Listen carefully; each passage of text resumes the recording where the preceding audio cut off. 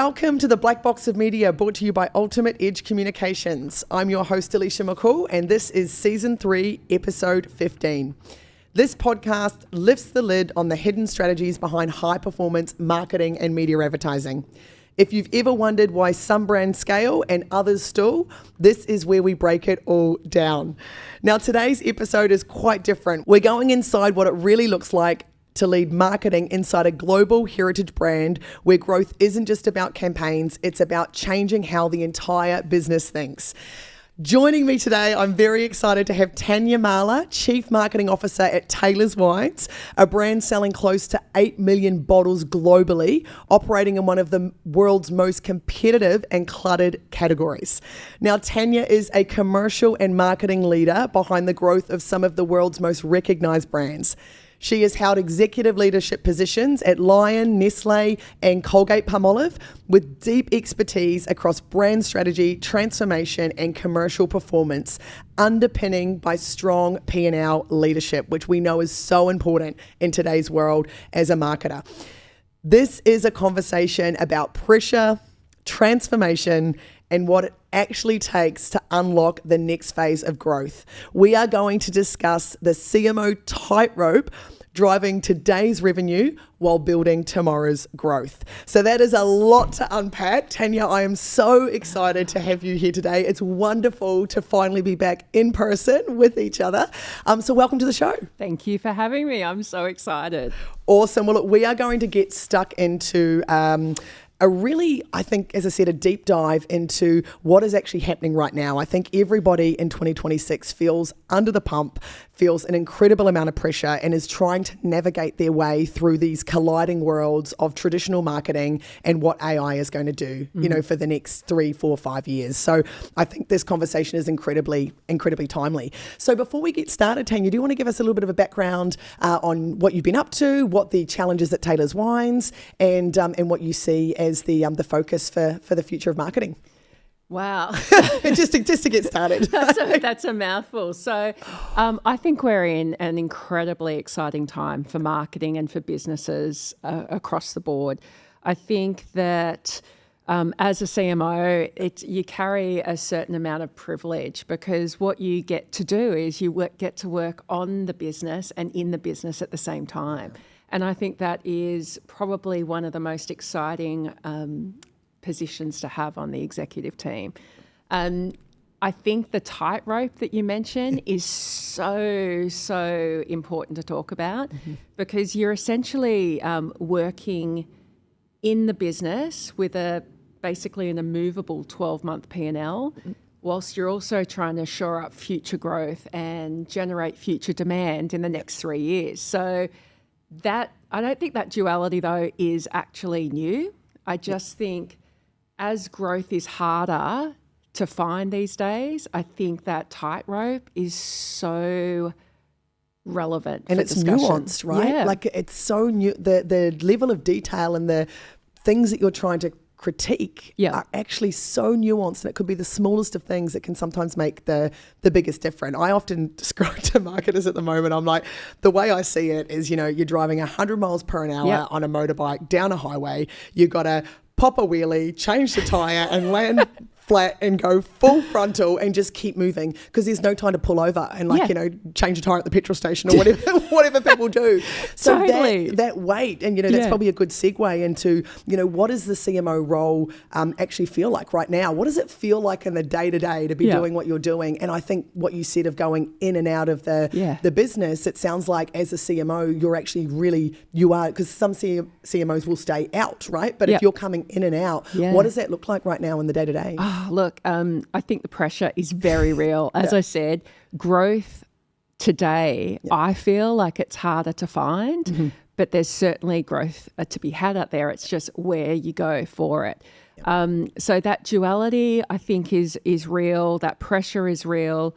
What I'd say is the marketing function around the executive table, we're often not the popular one because we're looking for long-term value, and some of that comes with short-term pain. I remember probably 2 businesses ago now that I had a CMO role in.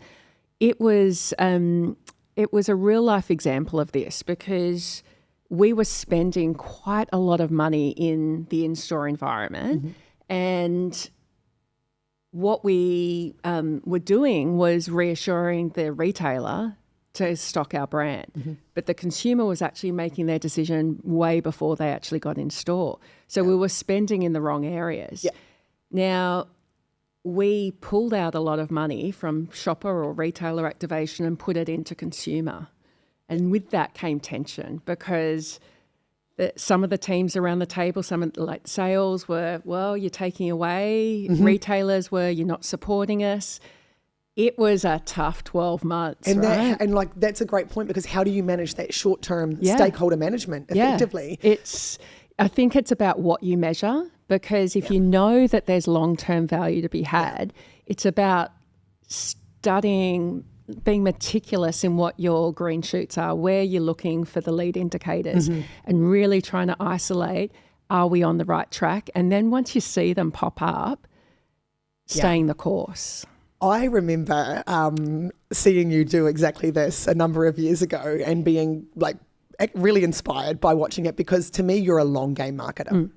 So you always set the vision very well and then you bring everybody together to make it happen. Yeah. My question to you is in those moments when you know where you need to go, you know the long game outcome, there's a couple of short-term challenges. How do you stay the course? How do you as a marketer stay the course? And then how do you get the wider team, the stakeholders, to stay the course as well? Because I've seen you do this very well over the years. And I think it's one of the biggest challenges for marketers to go, how do I, when I know where I need to get to, how do I stay the course in those moments? I think it's hard. And I think that's a real tension that a lot of marketers have is knowing when to stay the course and knowing also when to say, you know what, maybe we do need to adjust course, right? So I think that you've got to be open to not always being right. Yeah. I also think that being very clear on where you want to go is critical because if you identify where you want to go, what consumer behaviour you want to change and how you want them to feel, then working back from there is the building blocks essentially. And measurement, marketers I think get a bad rap for, you can't measure it, you can't, that's because it's consumer behaviour and it takes time. So being really clear on what your lead indicators are and actually knowing when you're starting to get traction. That example that I shared in terms of the movement from shopper to consumer, that took a good 12 months. We got a lot of flack from the retailers that they felt we weren't supporting them enough. But when the way consumers were behaving, we were looking for things like we were being searched more, seeked out more, engagement went up. When that behaviour synced to purchase, that was about 12 months. But God, when it came back and came in. And when it all clicked together, it was gold. And they started to purchase on full price, not just on. So there was more money to be had across the table. Yeah. If you get the proof points, then I think it's easier to take people on the journey. Communication is the thing that you need to be clear up front because whilst you can be clear where you want to go, if you're not taking people with you, then it's never going to land. Yeah, no, I think that's brilliant advice there. So let's segue now into how you evolve a successful heritage business without breaking it. So I'll give you a bit of context here. Yeah. We've been speaking with a number of marketers and business owners really over the last 12 months. This conversation has been happening of how do we move from our current business today, 1.0, and how do we prepare for the future 2.0 without breaking the whole thing. And so it's really, okay, well, if I'm in 1.0 right now and I've got a good, profitable, traditional business, but I know that in 2 years from now, it will not be if I don't make the changes now. How do I build the bridge while still running this effectively and invest in that future growth to 2.0? So looking at, Taylor's Wines is such a heritage, well-known brand. How do you evolve that for the next chapter, so to speak? Well, I think you do it respectfully. Like if I look at, I'll answer it first by looking at successful heritage businesses. I think successful heritage businesses grow and change with their environment. So it's not a set and forget. And I think that that's where a lot of businesses who haven't made it through have actually thought, okay, this is our story, we're not moving. It's immovable. Yeah. So I think there is something around being really clear in understanding, if you look at version 1.0, is being really clear on what to protect and what to fiercely protect. So understanding what your consumers or your clients really value is so important. And heritage businesses, it's been built over decades, so long, you know, so you're building, namely it's emotive stuff, it's trust, it's credibility, it's a relationship. Working out what they truly value is absolutely gold, because then it affords you, okay, so if that's what I can't change, it's kind of like put it behind glass, break in times of emergency, what other areas can I push out on the edges? And I think at Taylor's, I just see our heritage as such an asset. I look at the way this business has been built by the family as such a privilege to lead. I think that, you know, one area that I'm discussing a lot with the team is around contemporary heritage, this notion of contemporary heritage. And I'll give you a couple of examples. Akubra, R.M. Williams, heritage businesses, got the wobbles, but geez, they've come back strong and they've reimagined their heritage for a whole new audience. And what I love about what they've done in particular, particularly R.M. Williams, is they've taken their existing consumer base and broadened it. So they haven't said, oh, okay, I need to stop talking to consumer A and start talking to consumer B. They've taken consumer A along the journey. You know, and I think that now they've ended up with a bigger pie. Yeah, because absolutely. they've combined those two worlds. Those two brands, I think, are amazing brands in terms of contemporary heritage. And I think what they've done so well is exactly that, is working out what to fiercely protect and where to push.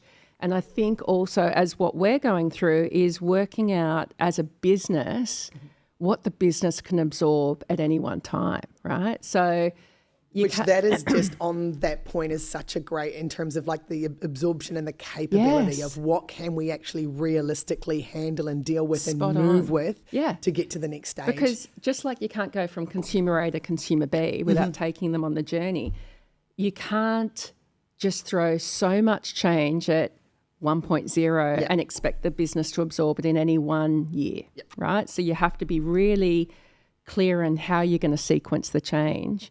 And then again, it comes down to communication. Because that's the thing, is I have seen many different examples of taking, and the way you've explained it is beautiful, of taking, you know, the best of what that brand has and what really needs to be fiercely protected, and then moving that into 2.0. And then I've also seen other instances where it's like, right, we're going to keep running 1.0 over here. We're going to go and build a whole new 2.0 and then we're going to merge the two worlds together.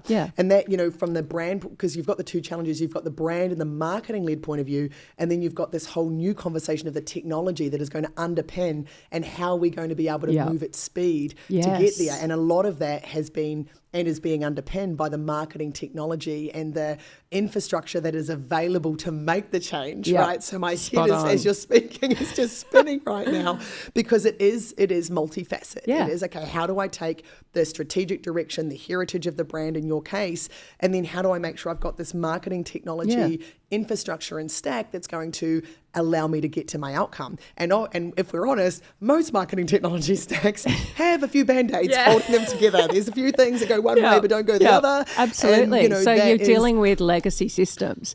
And I think that point around, you have to build your future muscle, and that can't just be done like that. So you're building, exactly. The weights. Exactly. So you're building that muscle at the same time as evolving. So it is a tricky, you know, and fixing things too, right? Like you're fixing. Okay, well, if we've got to achieve this outcome, how do we now deploy something or implement something that's actually going to get us to that outcome? Wow. Okay. Well, that's a beast. There's going to be more conversation around that one. So let's now change tracks to sort of this whole marketing as a cost rather than an investment.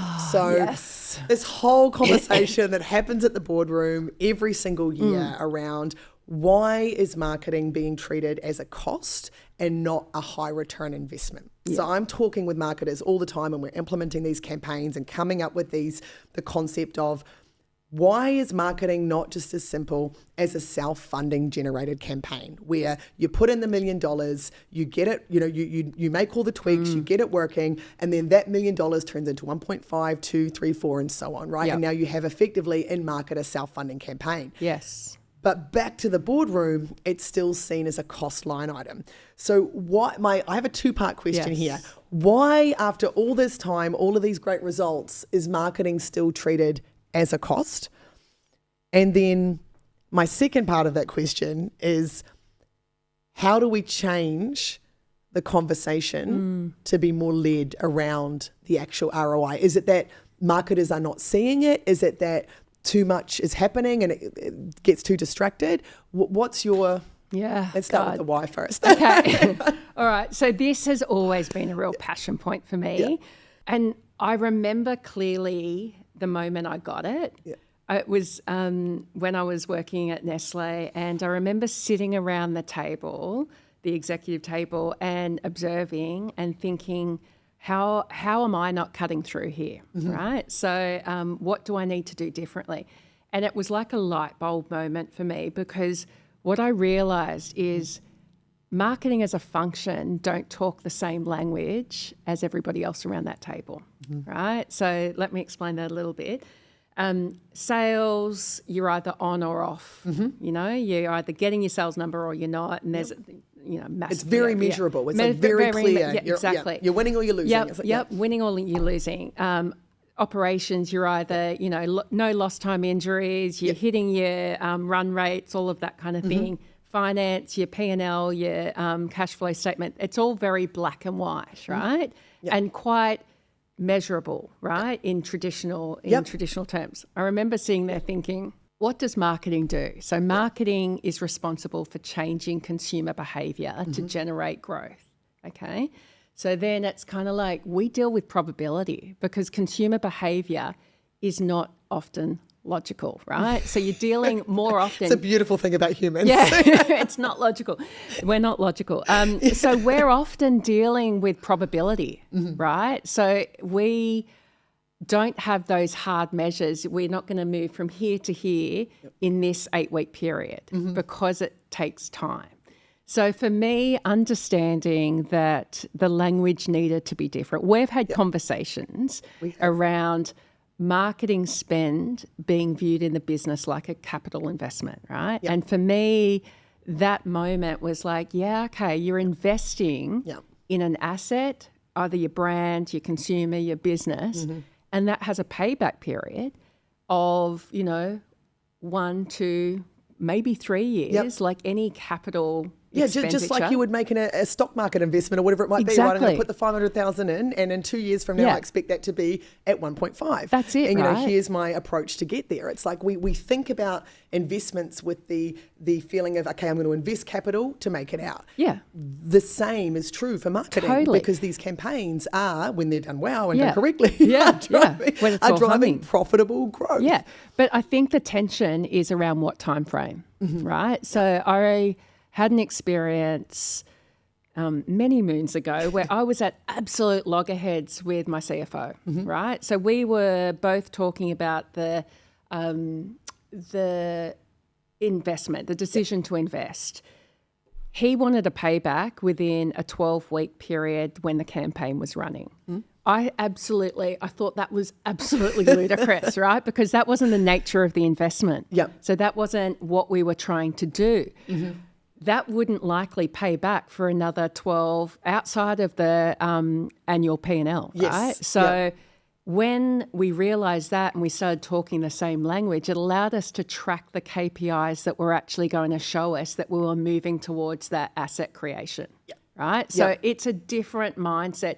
Now, this isn't about marketers abdicating that we don't want to be responsible. It's every single marketer, in my view, should be fascinated by the commercial outcome, right? Because if you don't change the commercials of a business, then how do you know, or you're we not live fascinated? in a commercial. We live in a cutthroat. How on earth is what you're doing contributing to the value of the business? So for me, it's just about measuring something, tangible, but over what time period? Totally. I talk about this a lot with what I call sort of curve A and curve B, right? So let's say you've got a $1 million sales target that needs to be achieved, right? And you go, right, we can do this one of two ways. We can go along curve B, which we sort of have a semicircle in the other direction where we go down first and then we go up and we get that hockey stick effect. Or we could start here and we could go, right, let's get those quick wins on the board initially and create it in the other direction. The difference between curve A and B in some cases can be like 50% of additional sales that were achieved in the time period. So it's adjusting this mindset to go, okay, well, hang on a second. If today's the first day of the rest of my life and I'm going to make this investment and I'm going to get to this outcome, how can I find a way to go on that curve A, create those quick wins and sales along the way to create that self-funding leverage to then end up with, double the amount of sales at the end of the 1, 2, 3 year period. And to me, and maybe it's the figure skater in me and the athlete in me, That's of just right. like being figure skating. Exactly. Many years ago. Do not ask me to jump. Don't ask me to spin. It's not going to happen. Story. That ability to go, okay, I know I don't know, but if I did know, how could we make that happen? And then the marketer's ability from that to then go, okay, if I can now get, the CFO slightly more on board or the CEO slightly more on board, and I can get this, because half the trouble, and you've explained this a lot in the past, one of the hardest parts is actually just getting the investment approved and across the line so you can do what you're going to do in the first place. And so that confidence around the table has to be really crystal clear to go, right, we are absolutely, this is going to make it. And if you speak in the same language, if you show the proof points, if you show that you're measuring the tangible outcomes, people want to come with you. You know, so and I those just think wins they get those, and they can be they can be the smallest of things, but the quick wins and the buy-in along the way, whatever how small that is it gets everybody consistently, because I often find for marketers the work is often not the biggest challenge. No, it's the management and the over communication and the over reporting.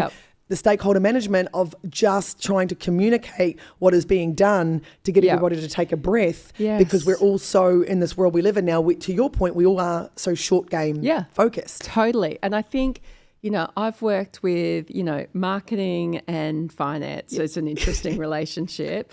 Marketing and sales is an interesting relationship. But when you spend time talking, communicating where you want to go, taking people on the journey rather than assuming they have the same start point as you, that's when I think you unlock the marketing ROI, and that's when the magic happens. Yeah, I'm with you. No, I love that. So now let's have a look at the Taylor's Wines brand. And really, you've got these 3 cornerstone brands at Taylor's Wines. Can you share with us a little bit about that and how you manage the 3 brands without overlapping? How do you keep them in a distinct environment, channel, runway, whatever you want to call it, without that overlap of competition? Okay. So Taylor's is an absolutely awesome master brand. It's a family brand, but it's a master brand, if you like. I think businesses where the brands overlap, the role isn't clear, right? So the role of each brand isn't clear, and that's why they're competing. I think that's really a lot of the cases, it's when you start with one brand and then you start to build your portfolio off that, right? So being really clear is important. I think with Taylor's, so Taylor's stands for credibility, trust. It's a signal to the market. We've got 3 core brands, so our estate range, our Jarraman and St Andrews. So estate is the brand that you turn up and basically people go, oh, okay, they're valuing the occasion, they value me, right? So that's a representation of... It's a signal to you that I value this moment. Jarraman is really about turning up to the table with showing a bit more individuality, right? So this is a little bit more about me and what I value and what I'd like to share with you. St Andrews is the brand that marks the moment. So you turn up and it's like, this is special. Yeah. And how do you keep that consistency? So from that brand ideation of being really crystal clear on what those three brands represent through all of the processes and systems and everything that we know brands have to go through just to get to market. How do you make sure that there's a custodian or a consistency right through the process, but all the different channels, in-store, online, all that kind of thing, so that when I look at something like St Andrews, I go, okay, that's going to allow me to meet the moment. Look, it's hard. It's hard because, you're dealing with wine occasions, right? At the end of the day, occasion is what people are buying for.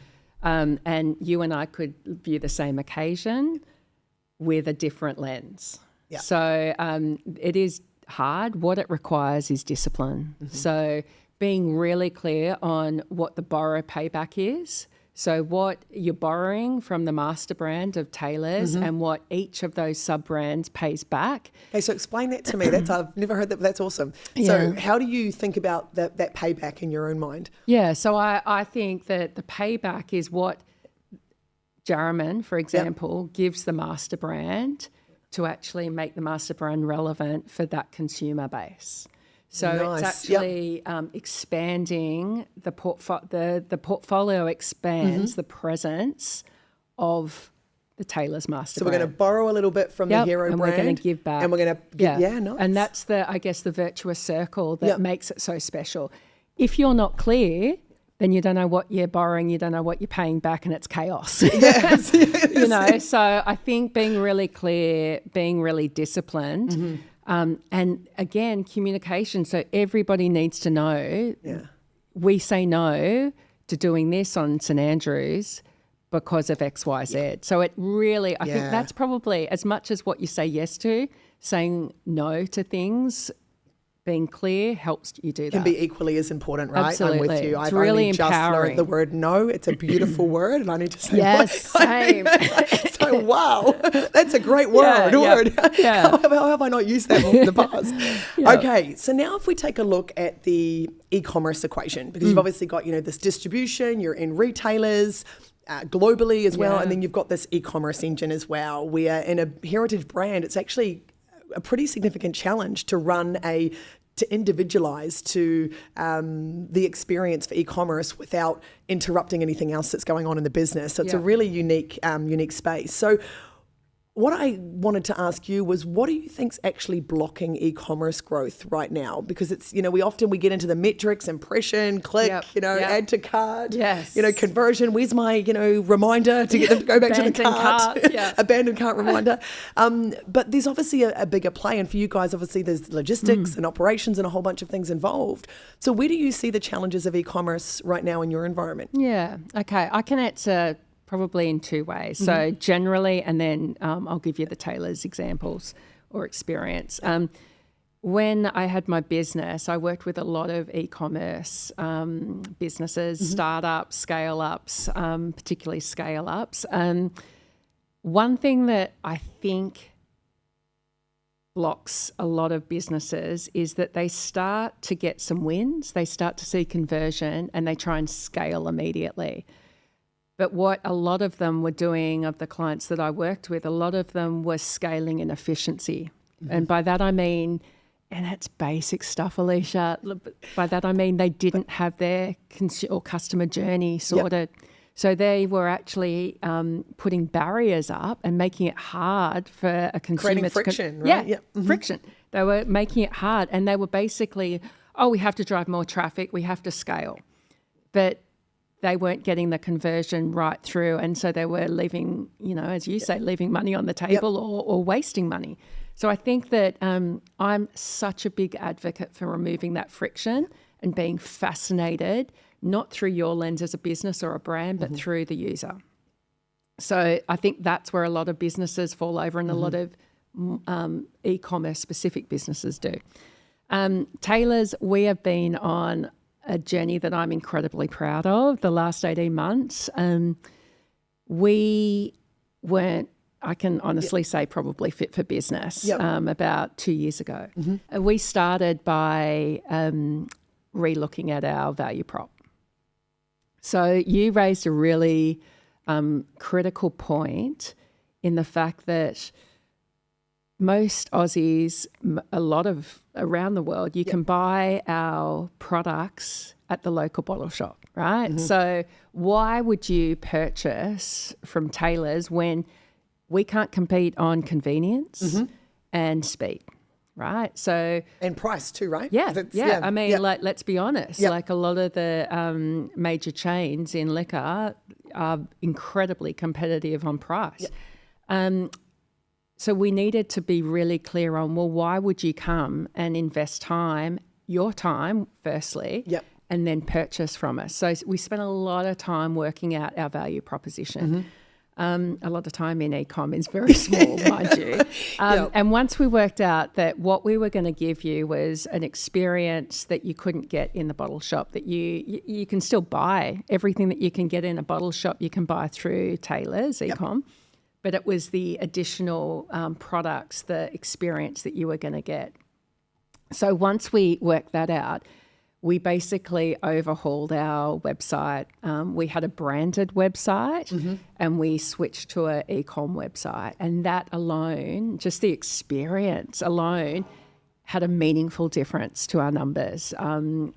We were basically putting up barriers in front of people, and they were buying us despite that. So we have an amazing database of people. So those rich, Taylor's diehards were still there buying, but it's like everybody else that doesn't have that loyalty. And the modern consumer now just doesn't. They don't have the patience, they don't have the loyalty. Exactly. Any anxiety drives them crazy. So they have. You're right. We have to be able to create these seamless experiences. And as we go into this new world of conversational e-commerce, which is what I've got my head in at the moment, is wow, in plus or minus 6 months, most of our businesses are going to be able to transform the way in which they deliver the website experience, deliver the e-commerce experience, to now be able to have agentic commerce, that everything what you're talking about, it's there. Correct. And so if you guys have laid that base and foundation, which I agree, the amount of, and you made a great point, it baffles me how simple some of it is sometimes.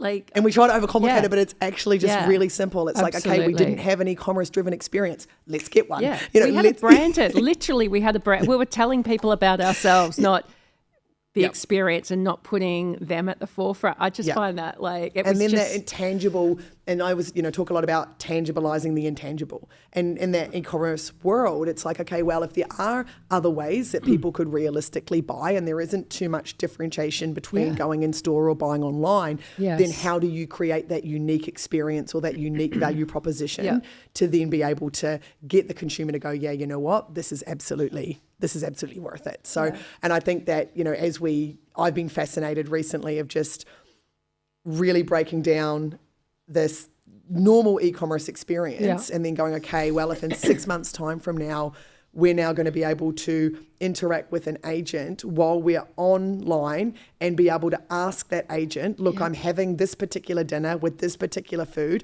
What bottle of wine do you think is going to be most suited to me? So it is a representation of me. And when I, show up to the dinner, I know that everything is perfectly matched. And now the agent is adding that to my cart and then maybe adding a couple of other things as a bundle because now I'm going to take that because they're going to be beautifully matched for the evening. And now that, I'm like, amazing, right? If we could get some effects here, team, like rockets coming out of my brain right now, of what that is going to mean for not only brands, but for the e-commerce experience when we're in a world where everyone just wants it now, and as conveniently as possible. So, I mean, I just think AI has shifted the needle so much. I view AI as an enabler, right? Whether you're a brand, a business, or a consumer, it's enabling you to do something with speed, efficiency, so much more than what you could ever have done. So almost to create like a better version of whatever you're doing. Absolutely, No, okay, that's I had a little segue, but it's funny when you say AI as an enabler and creating a better version of what we're doing. In the conversations I'm having right now, and it is a good segue, it's funny how people are using it. So I look at it, some of the things that I'm using it for at the moment of like to help me be more efficient just in my personal life, or like a bit of an executive coach to help me figure out a few things, that are going on in here that need to be, need to be put out into some kind of structural format that can be understood by anyone. Yeah. And then, business and, looking at the ways in which we can prepare plans and that kind of thing. So I do think, and I love that statement as we head into the last section, which is the AI section, of AI being an amplifier and an enabler for us to do better work than what we otherwise would have, faster, more efficiently, whatever it is. Yeah. And I think that the faster, more efficiently, I think every business is experiencing that. So what would have taken a lot more money, a lot more people power, and a lot more time generally. Like I've got some wizards in my team, right? And I call them wizards because every time like they bring me something, I'm like, because it's just like the needle is constantly moving. Yeah. And it's not to be afraid of, it's to be embraced, the way I look at it. We just did a multi-market segmentation, consumer segmentation, and across a huge expanse, thousands of people, biggest study we've ever done as a business. The speed at which the person who probably did it will probably say, Tanya, it didn't take me, it took me so long, but the speed at which we were able to process that data, we bought it in-house. We bought it in-house. He processed it with AI. We segmented, and now it almost feels like we're only in market a couple of weeks ago. We're making real life decisions off the base of that, of how we're going to influence consumer behaviour. That to me is... Because you've just taken maybe 2 months and condensed that down into 2 weeks. Absolutely. And the cost of it, of not outsourcing... That's amazing. And having that domain knowledge and that efficiency internally, I agree. I think there's some incredible examples, which is a great segue for us, because my next question for you is, how is AI, changing teams in marketing, today? There's so many different conversations going on right now of what does the future marketing team look like? How do I empower my teams to now move towards highest and best use? And yes, where can I create a real efficiency within my team? So how are you looking at that sort of holistically, as a marketer, to go, okay, what is it going to look like for us? Yeah, I mean, it's a very live discussion for most CMOs and most marketing teams. So historically, marketing teams have been set up around execution. And that was because of the cost to produce content, the cost to distribute it. That's how they've been set up previously. And I think with platforms and tech and, obviously AI, that is changing. Now, that doesn't mean execution is any less important. I actually think it's increasing in importance, and the bar is lifting. But for me, that makes it even more critical to have stronger judgment. So stronger judgment of what's going out there, because I think... as we evolve as marketers, and where the beauty of using AI gets us speed, gets us efficiency and so on, judgment is going to be even more important, because everybody's using the same platforms, right? So you do not want to lose your distinctiveness of what makes you so special as a brand to your consumers. Totally. There's this beautiful visual at the moment. I just think it's brilliant of everybody, so you're almost like you're passing through a gate, right? And so you've got everybody on one side, completely individualized, individual people, different colors, different conversations, and then they go through this gate, which is ChatGPT, and then they come out exactly the same. That is a brilliant example of the risk of we are, yes, we can create efficiency. And I mean, let's just take a look at this. What marketing team doesn't have a long list of things that they have not done? Yes. Every marketing team that I have worked with is constantly under the pump, and there is a to-do list of 20 different items more that need to get done that never get touched. So when I'm thinking and reimagining businesses, and marketing teams for AI in the future, it's like, wow, what if for the first time we could actually get to that list? Because to your point, we've been able to create this, beautiful efficiency, and we've been able to create these systems and processes. And it's really funny because I hear these comments all the time of, AI is going to do that. It's like, okay, hold that thought. Yeah. So let's just take a step back. How? Yeah. How is it? There are the steps between AI is going to do this and having the process and the system and the steps in place in order for AI to do. Yes, AI is going to do this, but these have to be set up first. Yeah, spot on. And I'll give you one example. We, with our recruitment, we looked at over a space of about 2 years, we formalised our process. So it was like, people apply on Seek, they then go to a quiz and they go through a series of questions. And then after that, they then go to a landing page where they complete a brief. And then we end up, of 300 people that apply, we end up with 10 to 15 at the bottom because we have the self-selection process and people self-select out of the process. Nice. Right. So it's like, okay, amazing. That is great. That is now a great campaign because now we're left with 10 to 15 people at the bottom that tick all of because we've had really direct conversations with them through the funnel. And now we're having these human interactions here and assessing the most suitable people for the role. But that took 2 years to build. Now, this year, we've gone and we've overlaid AI agents. So we've now integrated AI agents into that process and system that was built. We've now created efficiency where there's no human intervention. So now we've gone and these AI agents are doing certain things like, moving files from one folder to the other and putting the submissions in the Google Drive. And it's incredible. Linda at ultimateedgecommunications.com.au is not a person. She's an AI agent. And so my mind is blown. However, the learning here, and then in order to create those AI agents, we then had to deal with this thing called credits. Right. And so our first workflow, our first, let's call it a marketing workflow that we built, took us plus or minus 5,000 credits. Yeah, right. So the cost of that was actually quite high. Right. So then we had to go back and look and go, okay, well, how can we make that workflow more efficient because it's costing too much? Yeah, okay. So now we need the humans at 5,000 credits, the humans were actually plus or minus the same. Yeah, right. However, then we took that workflow down to 1,000 credits. Yeah. Now the efficiency using the AI agent is there. But to your point, the thinking, the judgment, the let's call it the critical thinking was what was required to get to these outcomes. And I think marketers, CTOs are sitting there right now going, okay, yes, we're going to go on this journey and we're going to go down this AI path. Amazing. But what's the cost? Yeah. What's it actually the hidden cost? What's the hidden cost? And how do we factor those costs into our budgeting to go, okay, well, if we're going to start at X amount of credits, because it's now just usage, right? So it's pay for usage. Just pay for usage, right? So or agentic work units as they're now calling it. But that I think is the piece, and you nailed it on that judgment aspect, is that yes, while AI is going to enable our teams and create, a lot more efficiency, we do have to have the thinking, the judgment, it's not going to replace that, and if it does, then we're in trouble. Correct. And I think that's why a lot of the marketing tech platforms have sort of come out and said, look, the vision that we have is agents and humans working simultaneously.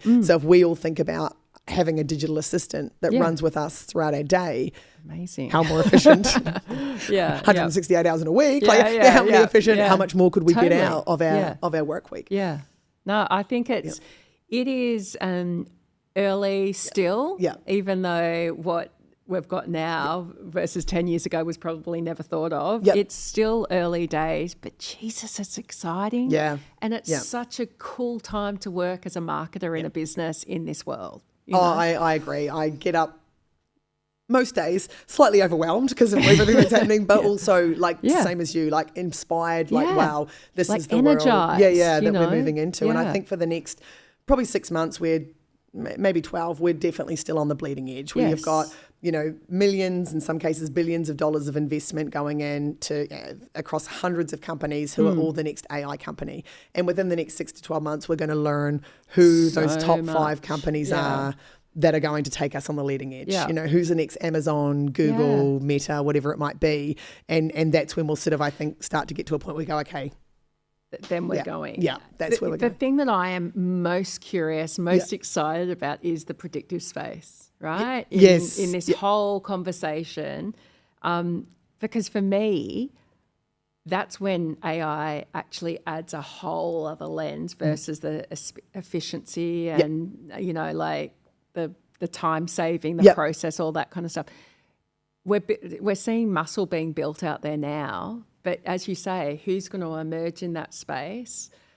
I think rather than being a reporting tool, rather than being synthesizing and directive, to actually say, if you do this, then that might happen, and there's a high probability of that, that's where I just go, far out. That's changing the conversation, and I want to be a part of that. 100%. And you know what's on my mind at the moment is I think about this critical time where marketers are making new investments in technology to go, right, well, if I need that capability, the challenge is that so many of those companies are probably not going to make it through this transition because the leading edge companies will emerge. So this year specifically, if you're making some of those big technology investments, you want to be going with the horse that you know is going to win the race, right? Or at least place in the top 10. You know, because VC companies right now are buying 10 AI companies knowing that only one or two are going to be the next unicorn, you know. So it's that I think is and that's what's on my mind quite a bit for marketers as they're looking at their technology stacks and that infrastructure base that's going to enable them to do all of this cool stuff.